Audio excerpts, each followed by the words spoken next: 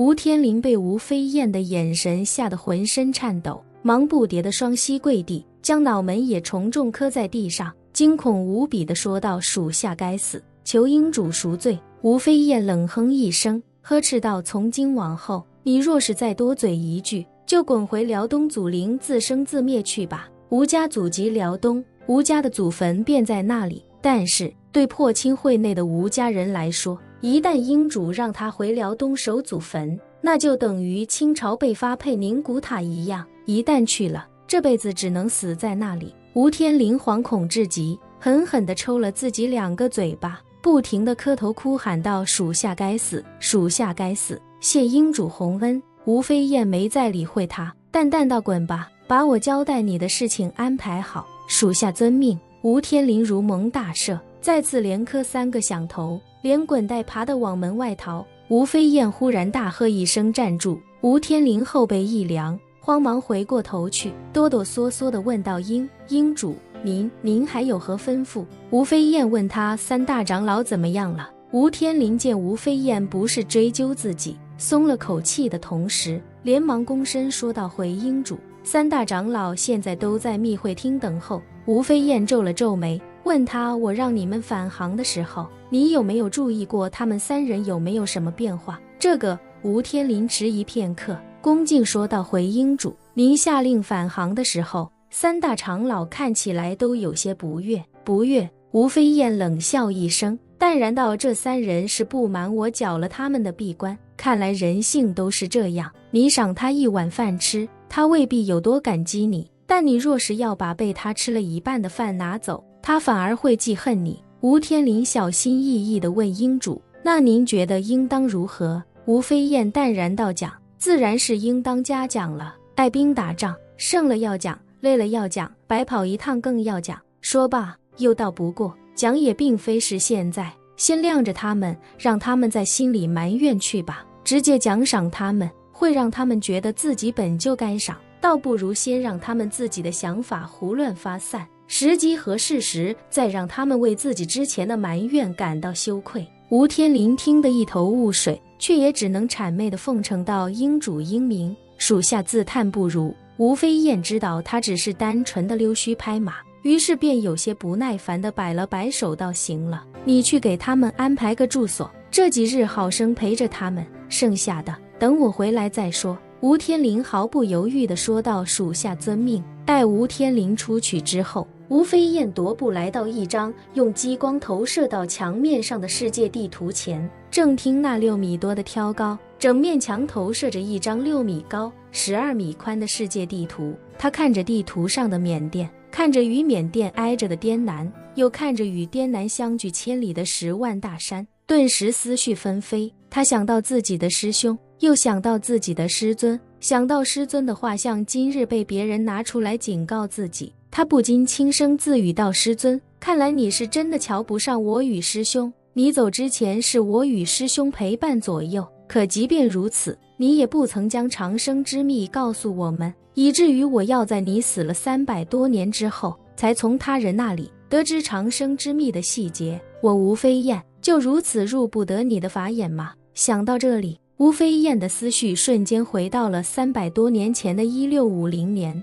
在10万大山之中，有一处人迹罕至的禁地，这里方圆100里都没有任何居民，原因是自几百年前起，这里就有了一种匪夷所思的瘴气，瘴气萦绕在这里一直不散，人只要进入其中，便会头痛恶心，并且迷失方向，无论往哪走，最后都会绕到瘴气之外，而且瘴气吸入之后，头痛恶心会持续数月之久，痛苦至极，更有不知死活的人一心要进到瘴气内部一探究竟，最后死在里面。所以久而久之，周围的山民对这里都敬而远之，将这里视为绝对禁地。只是这些山民并不知道，这瘴气的中心其实是孟长生闭关修炼的洞府，而那些瘴气也不过是他在周围布下的阵法，以此来隔绝凡人的叨扰。他一心问道：“只求长生。”一个人在这山中生活了数百年。当初吴飞燕与林竹鲁被清军追至10万大山时，便是走投无路，一头钻进这延绵不绝的瘴气之中。若不是清军放火烧山，激怒孟长生，他也不会意外救下二人。孟长生救下二人之后，方才得知外面的世界已经经历骤变，汉人的王朝已被女真推翻，这让同为汉人的他心生扼腕。也正是因为如此，他才收了吴飞燕与林主鲁为徒，传他们本事，让他们继续反清大业。至于他自己，则还是难舍长生之愿，继续留在10万大山中苦修。此时吴飞燕的思绪又飞到了1662年，那时的他还一心只想着与师兄林主鲁一起为抗清事业鞠躬尽瘁，死而后已。他们一起刺杀吴三桂，却不曾想吴三桂身边也笼络了诸多能人义士，刺杀失败，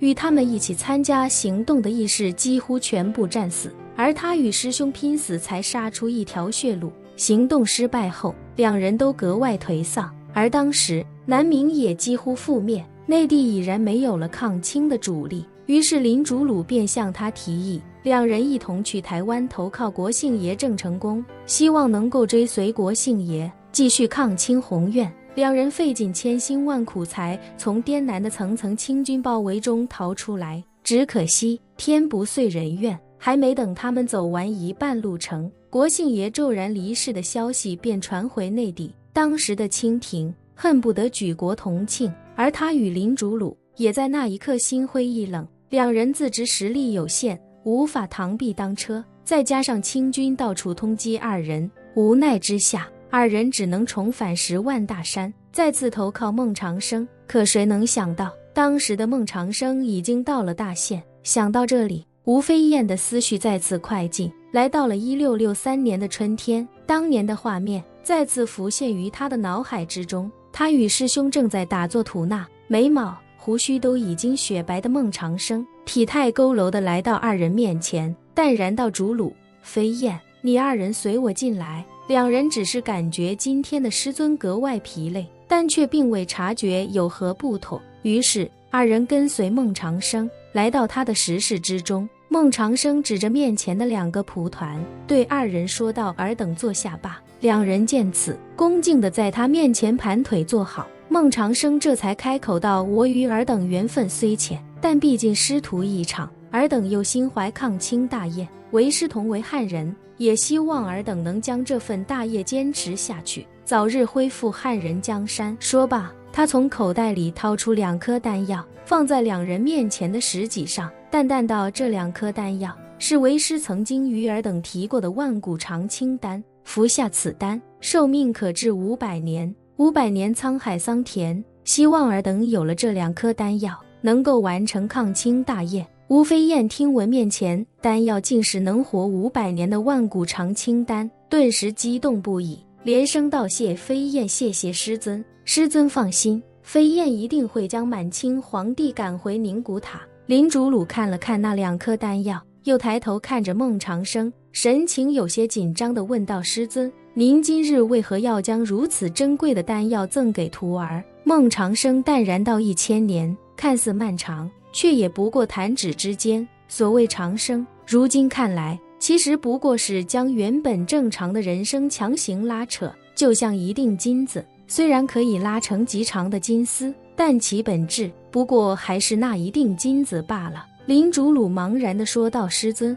徒儿愚钝，不懂您的意思，还望师尊明示。孟长生淡淡道：主鲁，为师中年入道，至今虽然活了1000年，但900余年的光景都是在打坐与修炼中度过。若不是遇见尔等，为师还不知外面世界已经变了沧海变桑田。如今想想，虽是活了1000年，但真正精彩的人生也不过寥寥数十年，剩下的900年枯燥乏味。如今想来，还不如当初没有入道，为师也能享受子女成群儿孙满堂的天伦之乐。林主鲁更是不解，脱口道：师尊，您修炼1000年是要逆天改命的，倘若某日飞升成功，岂不就真求得长生了吗？孟长生凄惨一笑，哀叹道：逆天改命，哪有什么逆天改命，不过就是南柯一梦罢了。别人的南柯一梦，一夜梦醒，而我则是1000年梦醒，1000年梦一场，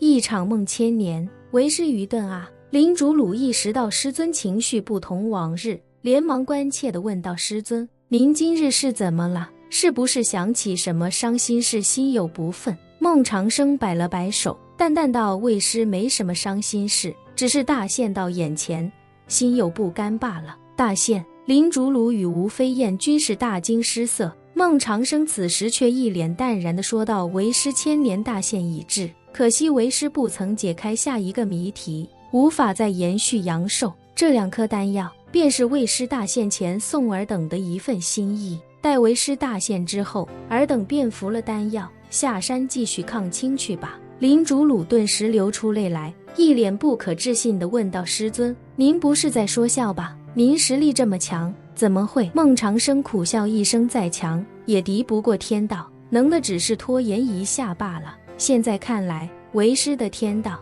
也就是这2天了。一旁的吴飞燕想起什么，连忙道：师尊，您若是天道将至，那……说到这里，吴飞燕忽然磕巴起来，支支吾吾的说不出后续。孟长生看着吴飞燕，笑着问道：飞燕，尔要说什么？但说无妨。吴飞燕抿了抿嘴，鼓起勇气道：师尊，您若是天道将至，那您毕生所学，以及您毕生修炼的法器与丹药，可否都传给我与师兄？不然万一您真的做化仙事了，这些珍宝岂不都浪费了？孟长生看了看那2颗万古长青丹，又看了看吴飞燕，知道吴飞燕心中所想。吴飞燕肯定是觉得自己修行1000年，手中珍宝自然不计其数，不可能只有2颗丹药。孟长生还未说话，一旁的林主鲁便厉声训斥道：飞燕，你在说什么呢？怎么能这么跟师尊说话？主鲁不必说了。孟长生伸手打断他，看着吴飞燕微笑说道：飞燕，为师确实有许多毕生所学与珍宝法器，但为师并非吝啬，才不愿传给尔等，只是尔等的命格不够资格继承与学习为师的毕生所学。本期视频结束，欢迎订阅我的频道，这样就不会错过精彩内容。